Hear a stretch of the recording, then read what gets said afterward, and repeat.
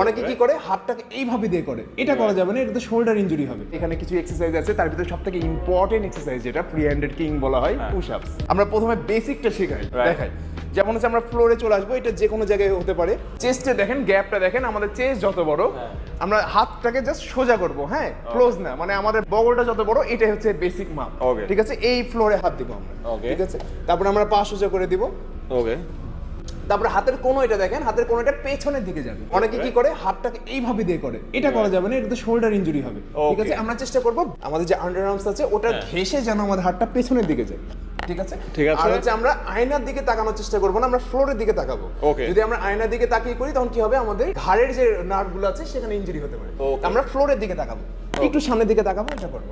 এখন দেখেন যে এখানে অনেকে পারবে একবার, অনেকে পারবে 10 বার, অনেকে 100 বারও পারতে পারে যারা এক্সপার্ট। অনেকে বলে যে ভাই কয়বার করলে আমার ইমপ্রুভ হবে, এরকম কোনো ইউনিভার্সাল নিয়ম নেই। যেটা আপনি করতে চ্যালেঞ্জ ফেস করবেন সেটা আপনার বডিকে ইমপ্রুভ করবে। ওকে, যে ব্যক্তি একটা পুশ আপও পারে না, সে যদি 2টা করার চেষ্টা করে তার বেশি ইমপ্রুভ হবে যে 20টা পারে তার তুলনায়। মানে আমরা যত পুরাতন হই তত আমাদের পরিশ্রম আরো বেশি করতে হয়। Marginal law of diminishing curve, যতদিন যায় থাকে ইনক্রিমেন্টাল উন্নতির জন্য অনেক বেশি কষ্ট করতে হয়। তো আশা করি যে যারা এক্সারসাইজ শুরু করছেন তারা এটা ঘাবড়াবেন না যে আরেকজন 20টা পারে আমাকে 20টা করতে হবে না। আপনি যদি একটা না পারেন, আপনি 2টা করার চেষ্টা করবেন, তাতেই ইমপ্রুভ হবে।